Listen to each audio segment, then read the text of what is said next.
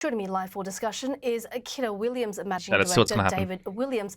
Hi there, David. Great to see you. Now, you've been doing business in the Australia-China space for a long time. You've seen the peaks and troughs in the relationship and how that's affected business. Based on that, what do you make of the Albanese trip so far and what it means for business?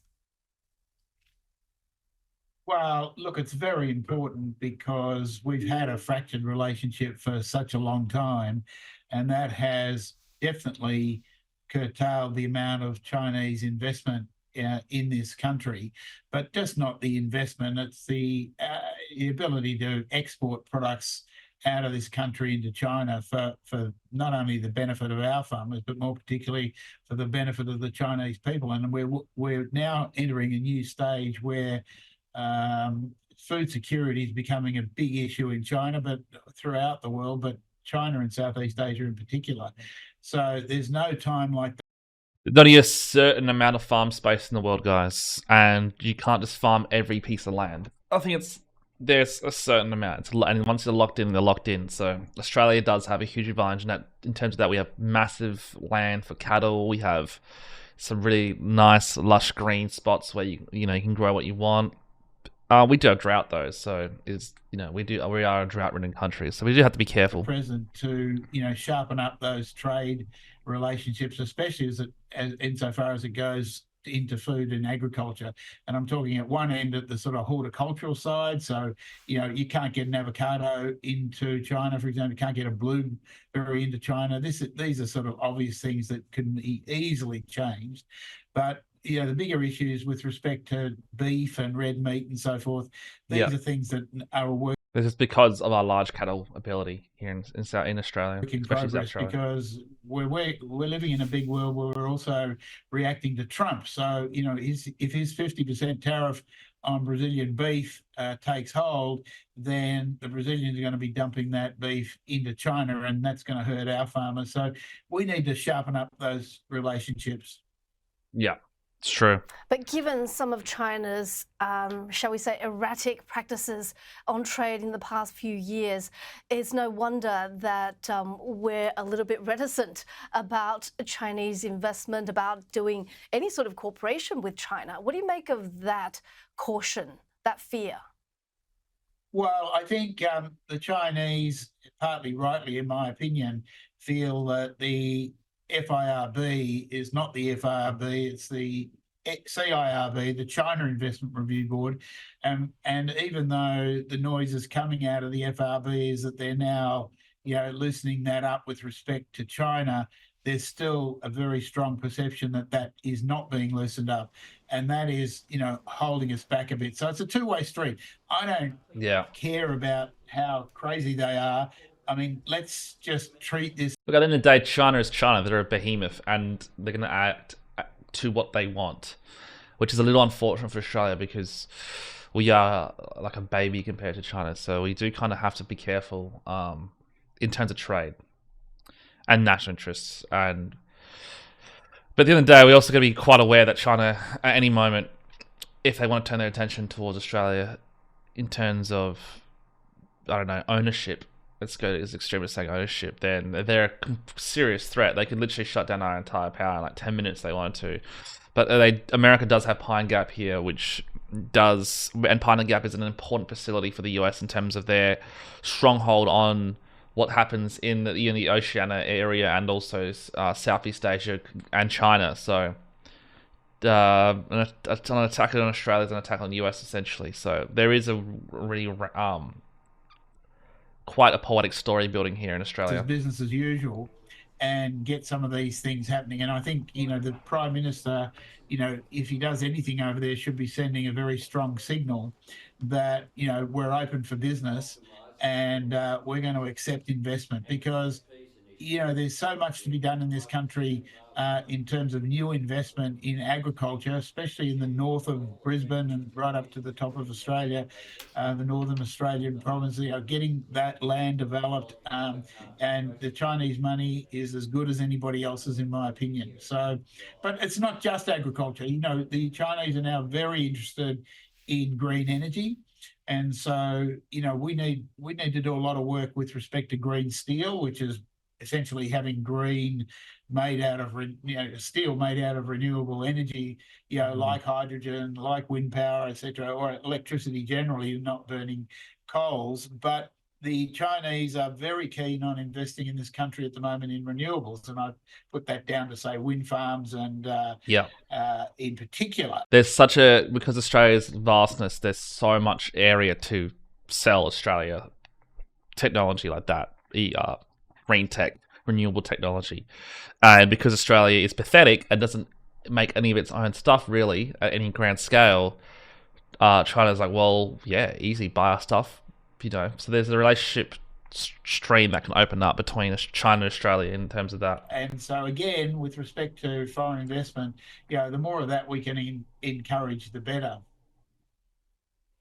But if we take back the port of Darwin, what sort of precedent does that set for Chinese investment? Well, will we take it back? That would be unfortunate. Should we take it back? Yeah, I don't think we will take it back. There's a lot of loose talk, but and if you say it quickly, gee, what would an American warship or an Australian warship coming into the port of Darwin, they'd be very worried. Listen, you can put Chinese students all around the port if you want, and they can count how many ships are coming in and how many people are on them. I don't think it's such a big deal. I probably wouldn't have done it in the first place, but it's done.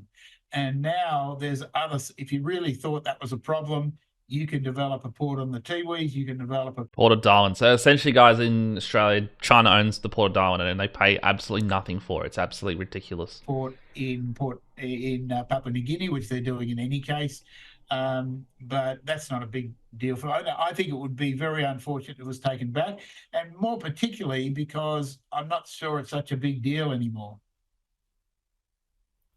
So you counsel a lot of Aussie businesses when they try to sell to China. What are lessons for them when they get caught between opportunity and geopolitics, like they were a few years back? Well, I think because we think the FRB is just too slow. If I'm a Canadian company buying an almond orchard here, I can reasonably expect that I'm going to have that approved in 4 to 6 weeks. If I'm a Chinese company doing the same thing, in my mind, I got 6 months, circle around really? 6 months. Wow. You can't do I had no idea about that. deals with that sort of uncertainty over such a long period of time. That's a long time, yeah. What I say to a lot of clients now that are interested in coming in here as Chinese is don't even start down that track. Let's find a different way to get what you want. So, for example, Australia is now very big in radiopharmaceuticals. And, a recent example is China Grand, one of the largest pharma companies in China, bought 8% of Telex and got the distribution rights for the greater China area, China, Taiwan, Hong Kong, etc. And that really gave them all that they needed, but it also gave the share market all it needed as well. But, in a different world, China Grand might have taken the whole of Telex over. So there's other ways of cutting the cake, I think, when you get right to the nub of what it is that a Chinese investor wants. It may be that they just want to take food back to China, in which case we could do distribution deals rather than having to buy the company itself. But I think we need to allow them the flexibility to structure these things more holistically than they're doing it at the moment by trying to go around the back door or find other ways of doing business. Okay. Are you at all worried about China as a security threat? Yes, this is what I want to hear about. I'm going to guess he says, no, I'm not worried about China being a security threat because, this is his business. That's what he says. Maybe you might, though. Worry about everybody's a security threat. Okay. Oh, okay. So he's a renegade. To be honest, I'm being flippant, but no, I'm not worried at the moment about China as a security threat. We've got a great friend in the US, and China's got other fish to fry besides us. But no, I'm not. I don't have any problems at all. Thank you so much for your time. What's my take? Yeah, look, it's important Australia does like America doesn't really provide too much economic benefit in terms of Australia's trade. So it's important that countries like China, India, Indonesia, Australia does develop strong relationships with them, because we do need to start selling our stuff to them. But we also need to start building things here in Australia as well. We can't just sell all our resources, and especially like, for example, our coal, we sell it dirt cheap, and it's just absolutely ridiculous. And we need Australia to really step up in terms of its true potential, terraform the centre, get pipes down from Darwin to South Australia, provide fresh water across the country, and really turn Australia into the next superpower of agriculture. That would be my huge. I would love that. I would love to see the farmers here succeed, but unfortunately, I think the UN agreement, they don't want Australia to succeed. They're going to shut down the farmers and have a really bad effect on Australia's farming industry. I mean, agriculture industry. So we're going to be really careful. And now with the ecology issue that we're having, and with the die-off, it's absolutely it's terrifying for the fishing industry and the agriculture industry, what's happening here. So we need some politicians to really step up and really actually take Australia's destiny in our hands. This is our country. We deserve to have the absolute best, and we need to be on the top of these trade wars. Like, we can't just let Brazil take over and start dumping all their stakes in China. We should be the ones taking all that money, not Brazil. But anyways, that's my opinion. What do you guys think? Leave your comments below and make sure you subscribe. That would be awesome.